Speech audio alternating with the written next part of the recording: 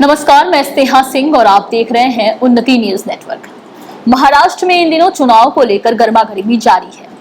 इसी बीच केसीआर की एंट्री ने महाराष्ट्र की राजनीति में हलचल मचा दी है। इन दिनों बीआरएस के चंद्रशेखर राव महाराष्ट्र यात्रा पर हैं। इसी बीच बीआरएस के कई नेता और कैबिनेट सहयोगी करीबन 600 वाहनों के काफिले में पंढरपुर पहुंचे थे। महाराष्ट्र के सोलापुर में एक सार्वजनिक बैठक हुई। इस बैठक में महाराष्ट्र के कई नेताओं को पार्टी में शामिल किया गया।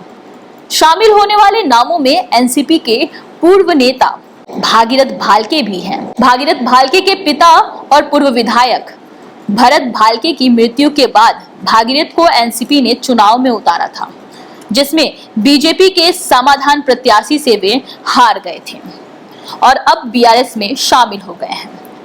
विशाल सभा को संबोधित करते हुए तेलंगाना के मुख्यमंत्री केसीआर ने कहा कि महाराष्ट्र की राजनीति में नए प्रवेशी होने के बावजूद राज्यों में पार्टियां बीआरएस से क्यों डरती हैं।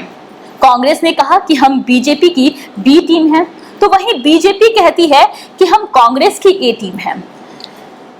हम किसी की टीम नहीं है, बल्कि किसानों, पिछड़े वर्ग, अल्पसंख्यकों और दलितों की टीम। दरअसल कुछ दिन पहले शिवसेना उद्धव गुट के वरिष्ठ नेता और राज्यसभा सांसद संजय राउत ने कहा था कि बीआरएस प्रमुख और तेलंगाना के मुख्यमंत्री के चंद्रशेखर राव बीजेपी की बी टीम की तरह काम कर रहे हैं और महाराष्ट्र में विस्तार करने के बीआरएस के प्रयासों का कोई प्रभाव नहीं पड़ेगा।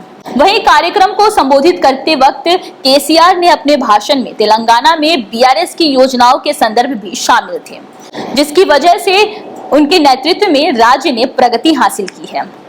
अपने भाषण में उन्होंने किसानों के मुद्दों पर भी बात की। इसी के साथ उन्होंने किसानों को उनका हक देने में असमर्थता के लिए महाराष्ट्र सरकार और केंद्र सरकार को दोषी ठहराया है। भागीरथ भालके को निर्वाचन क्षेत्र से निर्वाचित कराने के लिए केसीआर ने कहा कि यदि भालके विधायक बन जाते हैं तो वह सिर्फ विधायक नहीं रहेंगे, वह मंत्री भी बन सकते हैं। अब देखना यह है कि केसीआर क्या इस रैली के माध्यम से महाराष्ट्र में जीत हासिल कर पाएंगे या नहीं।